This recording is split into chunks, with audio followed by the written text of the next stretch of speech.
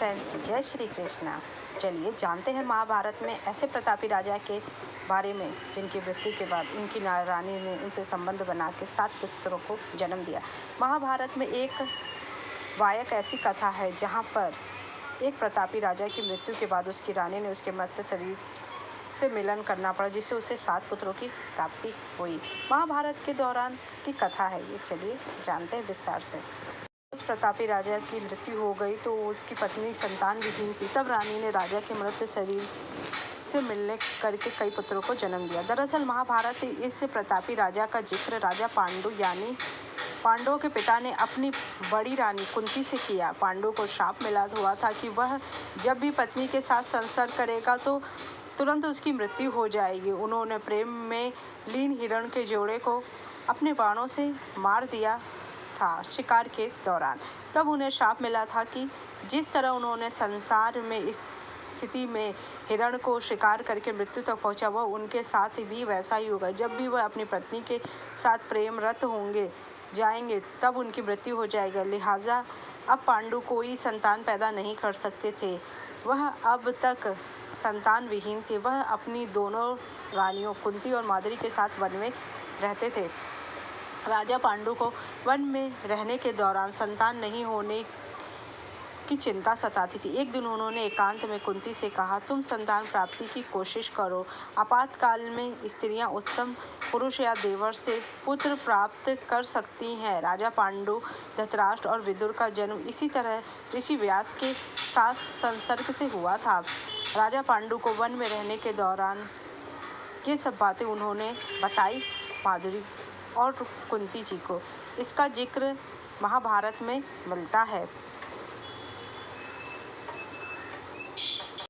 पांडु की बातें कुंती ने उनसे यही पूछा कि अगर राजा श्रुतिताश्व की मृत्यु के बाद उनकी पत्नी रानी भद्रा ने जब उनसे मिलन किया, इससे गर्भवती हो गई, फिर 7 बेटों को जन्म दिया, तो आप भी तपस्या के प्रभाव से मेरे गर्भ में मानस पुत्र की उत्पत्ति कर सकते हैं। तब पांडु बोले, व्यूषिताश्व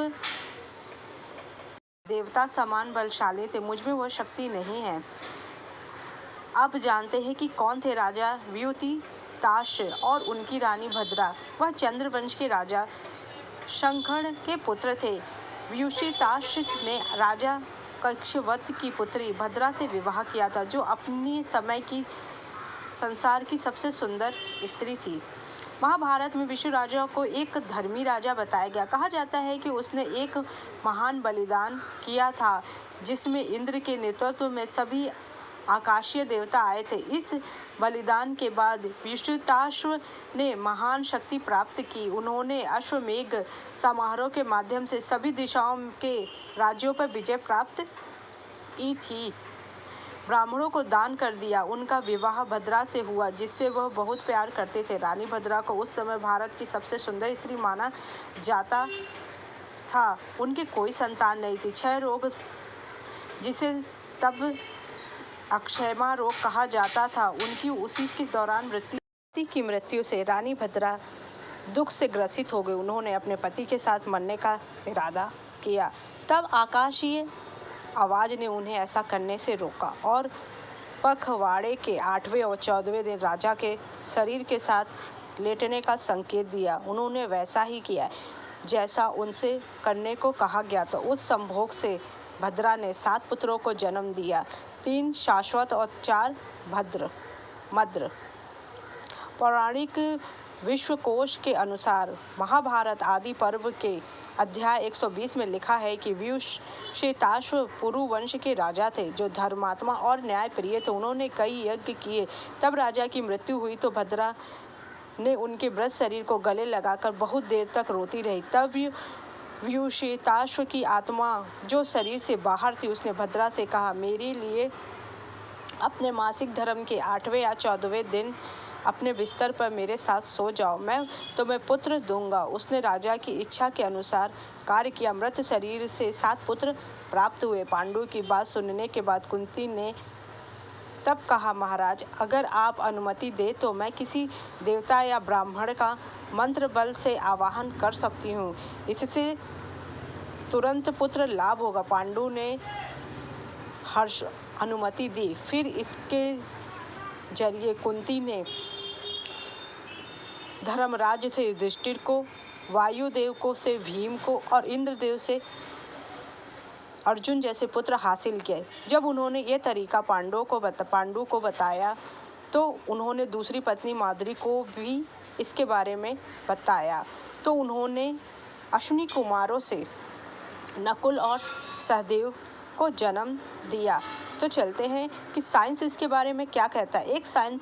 एक अध्ययन के दौरान मिले साक्ष्यों के आधार पर मानते हुए वैज्ञानिकों की एक टीम ने यह दावा किया है कि इंसान की मौत के 48 घंटे बाद तक उसके स्पर्म गर्भ धारण करने के लिए इस्तेमाल किए जा सकते हैं और उसे स्वस्थ बच्चे पैदा हो सकते हैं। ये आज के समय की साइंस की बात है। विज्ञान का कहना है कि मौत होने के 48 घंटे के भीतर 2 तरीकों से शव के शुक्राणु निकाले जा सकते हैं, जिसमें सर्जरी की मदद से शव के शुक्राणुओं को निकालना शामिल है। बाद में इसे फ्रीज करके रखा जा सकता है।